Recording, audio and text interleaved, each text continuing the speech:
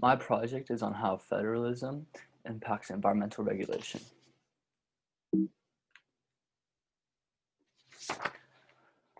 Prior to modern-day environmental legislation and economics, states inevitably cut corners in pollution control and conservation. States started to lessen environmental regulations in the 1960s in order to attract new businesses. This irresponsible environmental regulation led to oil spills in Santa Barbara, industrial waste in Cleveland's Cuyahoga River catching fire, and many more environmental disasters.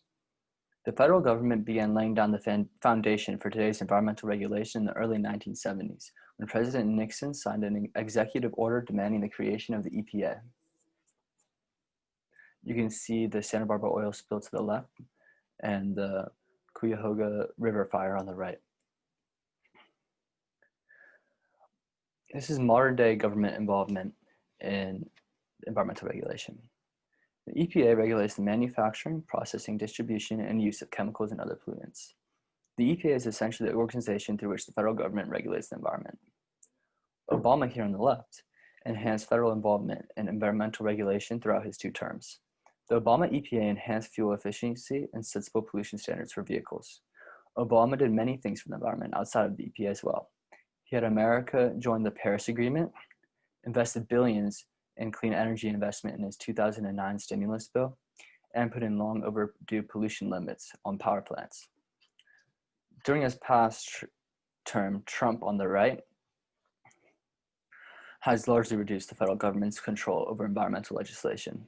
Under the Trump administration, the EPA's recent regulations on carbon emissions from power plants, automobiles, and other contributors to climate change were largely rolled back. Trump's 2017 budget proposal for the Environmental Protection Agency, the EPA, didn't just slash funding for the EPA. It contains a less noticed but important policy shift, eliminating federal enforcement where states and the EPA share enforcement authority. The budget plan directs the EPA to stop enforcing laws to protect clean air and water in most cases, based on the assumption that if the EPA pulls back, the state can pick up the slack, which is just simply not true. States believe that they should have primary control over environmental regulations within their borders. This is because controlling chemical contaminants in drinking water and deciding when, where, and how to clean up hazardous waste is done better by states and local governments. This is because environmental problems affect each state differently, so state-based regulation is much more effective in customizing solutions to the problems rather than providing really broad mandates. The federal government, however, believes that its environmental policy should overrule those of the states. They think this because it is much more efficient to create broader standards such as fuel emission standards because manufacturers have to have a uniform set of regulations. I mean, imagine if in California you had to, a Ford F-150 had to have 30 miles per gallon, but in Illinois it could have 15 miles per gallon. I mean, in each place it'd have to have the same amount of miles per gallon to make manufacturing make sense. But under state control, it would be impossible. But most importantly, the actions of one state when it comes to environmental regulation can affect the quality of life in all states. And therefore, we need a strong national policy that makes sure sufficient environmental regulation is taking place in all states. The federal government should have the final say when it comes to environmental regulation and protection. The extent of state power only goes as far as implementing the environmental policies of the federal government. State governments and the national government have concurring powers when it comes to protecting the environment, but the powers of the national government do and should supersede those of the states. A universally recognized aspect of state sovereignty, a power implied in the 10th Amendment, is state police power, which is the power of a state to pass laws that protect and promote the public health, safety, and welfare of its citizens. While this applies to the implementation of legislation created by the federal government, it does not give states power over the federal government when it comes to environmental regulation. First, in Article 1, Section 8 of the Constitution, the Commerce Clause gives the federal government authority over states when it comes to environmental legislation. Environmental management in one state can greatly affect the trade of another state. For example, if factories in Iowa were allowed to dump waste in the Mississippi, that would definitely negatively affect fisheries all the way down in Louisiana on the other side of the Mississippi River. Furthermore, if Nevada had different air quality standards than California, the dirty air from Nevada would still cross state lines into California, negatively impacting farm workers. Because pollution crosses state lines in this way, the Commerce Clause applies. Second, the Supremacy Clause ensures that the federal government's environmental regulation policies take precedence over those of the states. The Supremacy Clause states that all laws made under the authority of the United States is the supreme law of the land. We have established that authority over environmental regulation is given to the federal government due to the Commerce Clause, and therefore the Supremacy Clause ensures that whatever legislation passed with regards to environmental regulation by the federal government overrides any state environmental regulation legislation.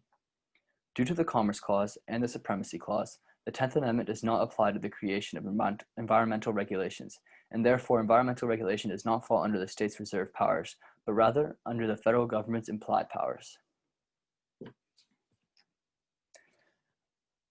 Luckily, this is for the best. First of all, states don't enforce laws within their own borders when the people primarily harmed live downwind or downriver in other states. States simply do not want to divert resources to help other states. The federal government, however, has the responsibility to protect everyone, and not just the people living within the boundaries of a certain state. Second, most of the worst offenders of environmental legislation are national companies that operate in many states. Individual states can't effectively take on nationwide operations. Filing cases one state at a time is inefficient and leads to inconsistent results. Third, states don't always have the political will to take on powerful companies. When the EPA sued Southern Coal Corporation for long-standing and serious water pollution violations across the Appalachia, West Virginia was one of the few southern states that did not sign on, even though many of the violations occurred there. The only reason they didn't sign on was that the owner of the company was influential in the state, and that owner even now serves as the governor of Virginia. Fourth, making the federal government less involved does not even empower states, it weakens them. Companies know that if they don't resolve their enforcement problems at the state level, they may have to face the EPA instead, or other federal enforcement agencies. Restricting the power of the federal government in environmental regulation will lessen that threat, and therefore companies will simply disregard what the states have to say and not have to face any further consequences beyond the state. The current system is an example of effective marble cake federalism because instead of the federal government or the state governments getting complete control over environmental regulation, they work together to ensure the security of our environment and the health and safety of our citizens. We got to make sure this effective marble cake federalism stays. Make sure Trump does not lessen the authority of the federal government too much when it comes to environmental regulation. How good the state and federal governments are actually at implementing a sound policy that puts environmental interests over the interests of large corporations, well, that's a different story. All hope is not lost, though.